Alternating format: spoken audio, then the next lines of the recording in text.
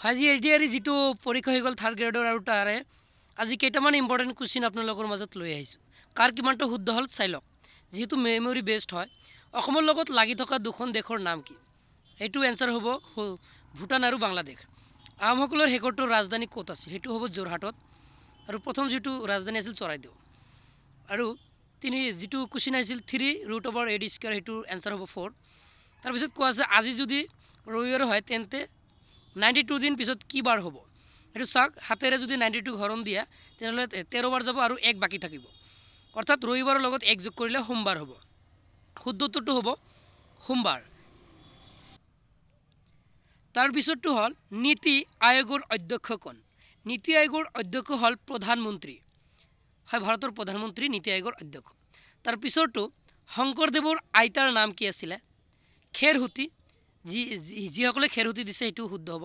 আৰু চিলভাৰৰ ৰাসায়নিক সংকেত কি আছিলে? AG হ'ব। তলৰ কোনখন উত্তৰ পূৰ্বাঞ্চলৰ এখন পৰ্বতমালা? বৰাইল যিটো হয় সেইটো বৰাইল শুদ্ধ হ'ব। তাৰপিছত আৰু এটা কুৱেশ্যন আছিল, ৰঞ্জু হাজৰিকাৰ আচল নাম কি আছিলে? এইটো শুদ্ধ উত্তৰ হ'ব কুমুদ চন্দ্ৰ হাজৰিকা। কুমুদ চন্দ্ৰ হাজৰিকা শুদ্ধ। তাৰপিছত এটা আহিছিল ভাৰতৰ উপ ৰাষ্ট্ৰপতি গৰাকীৰ নাম কি? এইটো হ'ব জগদীপ ধনখড়। তাৰপিছত মিছন বসুন্ধৰা তলৰ কোনটোৰ সৈতে মিল আছিলে? আৰু মিছন বসুন্ধৰা আছিলে মাটি বাৰী বা নামজাৰি কেনেকুৱা আছিলে আপোনালোকে নিশ্চয় কমেণ্ট কৰিব। আৰু আছিলে এটা ডে NRLM ষ্টাণ্ড ফৰ, মানে ডে সেইটোৰ ষ্টাণ্ডাৰ্ড কি হয়? দীনদয়াল উপাধ্যায় অন্ত্যোদয় যোজনা।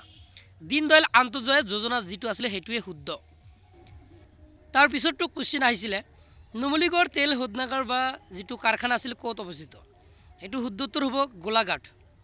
তাৰপিছত আছিলে ভৈৰৱকুণ্ড সংযোগ তলৰ কোনটো? অসম, ভূটান, অৰুণাচল প্ৰদেশ। আজি এইকেইটাই আপোনালোকৰ বাবে লৈ আহিছোঁ। নেক্সট ভিডিঅ'ত সম্পূৰ্ণ কুৱেশ্যন আলোচনা কৰিম। সেয়ে চেনেলটো এতিয়া এটা ছাবস্ক্ৰাইব কৰি ৰাখি দিয়ক। ধন্যবাদ।